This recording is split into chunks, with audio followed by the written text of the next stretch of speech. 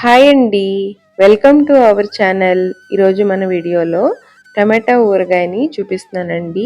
ఎండతో పని లేకుండా ఎక్కువ కాలం నిల్వ చేసుకుని ఈ టమాటా ఊరగాయని అన్నంలోకి టిఫిన్స్లోకి తినచ్చండి. చాలా బాగుంటుంది. టమాటా ఊరగాయకి పండినవి గట్టివి తీసుకోవాలండి. వీటిని శుభ్రంగా కడిగి తడి లేకుండా తుడిచి ఆరిన తర్వాత పెద్ద ముక్కలుగా తరిగి పెట్టుకోవాలండి. టమాటాలని మగ్గించడం కోసం స్టవ్ మీద ప్యాన్ పెట్టుకొని అరకప్పు వేరుశనగ నూనె కానీ గానుగు నూనె అయినా వేసుకుని నూనె వేడైన తర్వాత కప్పుతోటైనా గిన్నెతోటైనా టమాటా ముక్కలని కొలిచి తీసుకోవాలండి. 3 కప్పుల టమాటా ముక్కలకి టమాటా సైజ్ అంతా చింతపండుని గింజలు నారలు లేకుండా చూసి వేసుకోవాలి. కొత్త చింతపండుని తీసుకుంటే రుచి బాగుంటుందండి, పచ్చడి కూడా రంగు బాగుంటుంది. పావు కప్పు కళ్ళుప్పుని వేసుకోవాలి. మెత్తటి ఉప్పు అయితే కనుక కొద్దిగా తగ్గించుకుని వేసుకోండి, అవసరమైతే మళ్ళీ వేసుకోవచ్చు.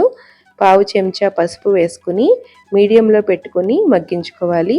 మూత పెట్టకుండా మగ్గించుకోండి. మూత పెట్టుకుంటే ఎక్కువ నీళ్ళు వస్తాయండి, మళ్ళీ వాటిని ఉడికించడానికి సమయం పడుతుంది. అందువల్ల మూత పెట్టకుండా మీడియంలో పెట్టుకుని కలుపుతూ మగ్గించుకోవాలి.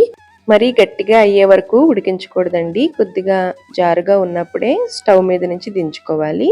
చల్లారితే మరి కొంచెం గట్టి పడుతుందండి. ఇప్పుడు ఈ మిశ్రమాన్ని ఊరగాయ కలుపుకోవడానికి వీలుగా ఒక వెడల్పాటి బేసన్లోకి తీసుకుని చల్లారబెట్టుకోవాలి.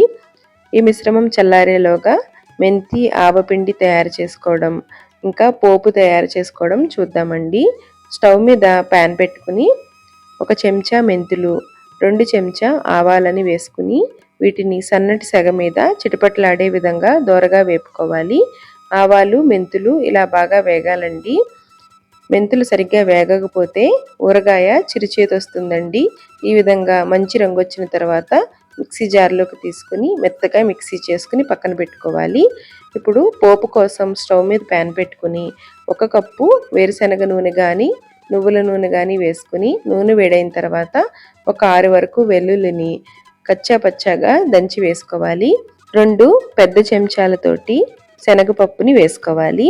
అలాగే 2 పెద్ద చెంచాలతోటి మినపప్పుని వేసుకోవాలి. 1/2 చెంచా ఆవాలు, పావు చెంచా జీలకర్ర వేసుకుని 4 నుంచి 6 వరకు మిరపకాయలని వేసుకోవాలి. ఈ పోపు అంతా బాగా వేగాలండి.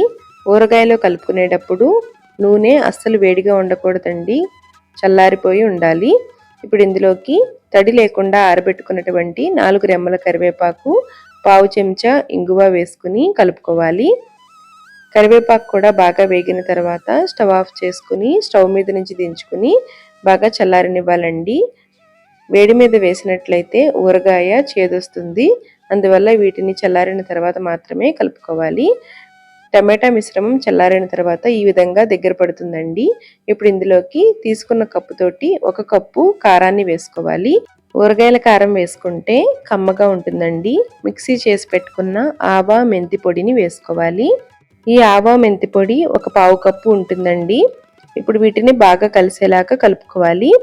ఉప్పు ఏమైనా తగ్గితే చూసి మళ్ళీ కలుపుకోవచ్చండి. మొదటే ఉప్పుని ఎక్కువ వేయకూడదు. ఊరగాయ కలిపిన వెంటనే కూడా మనకి ఉప్పు సరిపోయిందా లేదా అనేది తెలియదండి. ఒక పూట ఊరనిచ్చిన తర్వాత మనకి ఉప్పు తెలుస్తుంది. అప్పుడు కావాలి అనుకుంటే కలుపుకోవచ్చు. ఇప్పుడు చల్లారిన పోపు మిశ్రమాన్ని వేసుకుని కలుపుకోవాలి. మొదట ఇలా గట్టిగా ఉంటుందండి. ఒక పూట అంతా ఊరనిస్తే నూనె పైకి వచ్చి చాలా బాగుంటుందండి. చూశారు కదండి, ఎంతో సులభంగా ఎండతో పని లేకుండా ఎక్కువ కాలం నిల్వ చేసుకుని టమాటా ఊరగాయని ఏ విధంగా తయారు చేసాము. అన్నంలోకి టిఫిన్స్లోకి తినచ్చండి, చాలా బాగుంటుంది. ఈ టమాటా ఊరగాయ 2-3 నెలల పైనే నిల్వ చేసుకోవచ్చండి. తడి తగలకుండా గాజు సీసాలో నిల్వ చేసుకోవాలి.